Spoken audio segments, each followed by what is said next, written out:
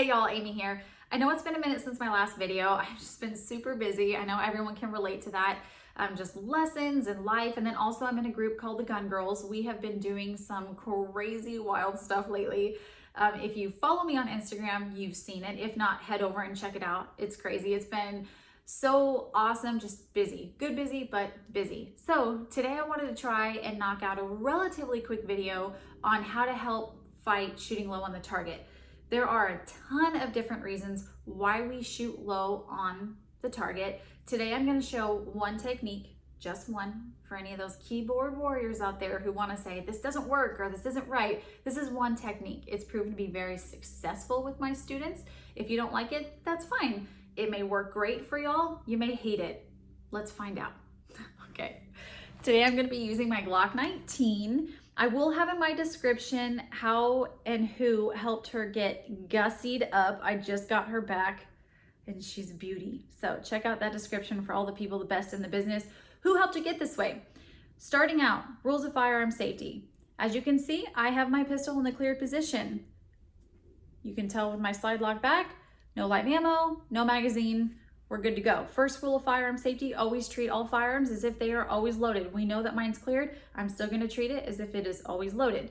Second rule of firearm safety, finger off the trigger all times until you are on target and ready to shoot. Third rule of firearm safety, never point your muzzle at anything you do not wish to destroy. And fourth rule of firearm safety, always know your target and what is beyond it. So for today, I'm gonna have this as my target, and then over on this side of the wall as my target. I'm gonna go ahead and close this side and jump on in. So today, the technique is going to be a breathing technique. Now, the last video I did was on grip. It's important for, every part of shooting. So if you haven't watched it and you're unsure about your grip, go ahead and check that one out, then move forward with this one first. They go hand in hand.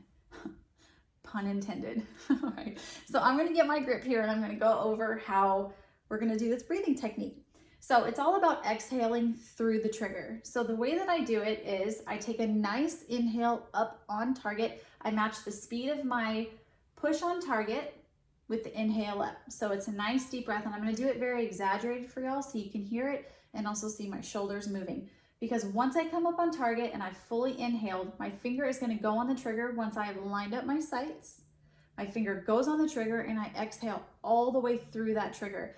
When I say through the trigger, I mean that once I'm exhaling and I fully pulled that trigger, my trigger finger, it's gonna stay in on that trigger the entire way through my exhale. This also helps with trigger reset. The more you pop your finger off that trigger, you risk shooting low, you're no longer in control, and it just makes it harder to get to that next round.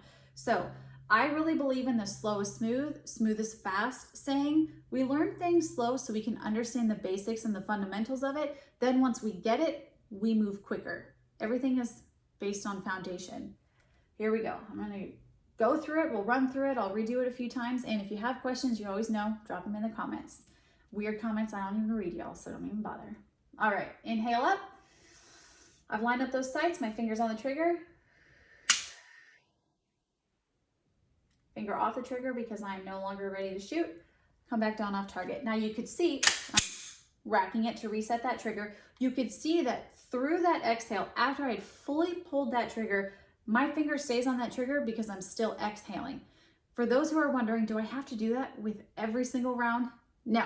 This is just to help you break the cycle of jerking the trigger, trigger press, trigger pull. We don't get lost in jargon here. Or holding your breath. Holding your breath really causes you to shoot low. Or when you pull that trigger and you pop your finger off, the chances of shooting low, you're just not in control. Control is the name of the game. Control equals confidence. That's when you really start to build that foundation and really start to get going on your firearms training and safety. So one more time, nice deep breath up.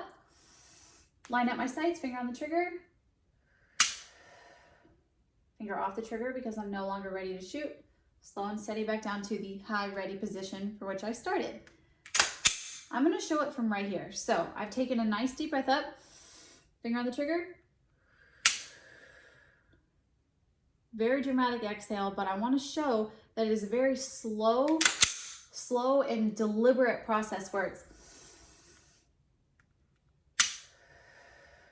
And you see it's an exhale all the way through it. Again, it's not always going to be that slow. It's just really helping break that fear of the boom is what I like to say a lot of the times for my very, very, very new shooters.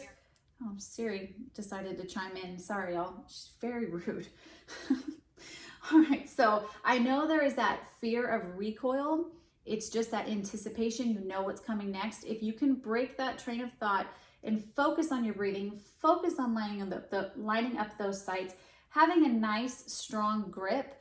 Once you kind of put those together and really practice and bring that together, you're going to become more at one with your trigger, and then you're not worried about that recoil because you are now in control. So we'll do it just one more time. So it's a nice inhale up, slow and steady, matching the speed of the push on target.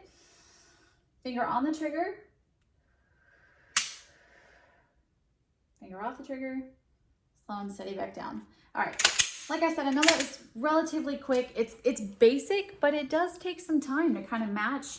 Go with it. Take your time. I always recommend recording yourself with dry firing at home because that's such a good tool to go back and reference what you're actually doing, because sometimes we think we've nailed something. We go back and look and our trigger finger was all over the place, or we weren't matching the exhale, whatever. It's just a really good tool to use.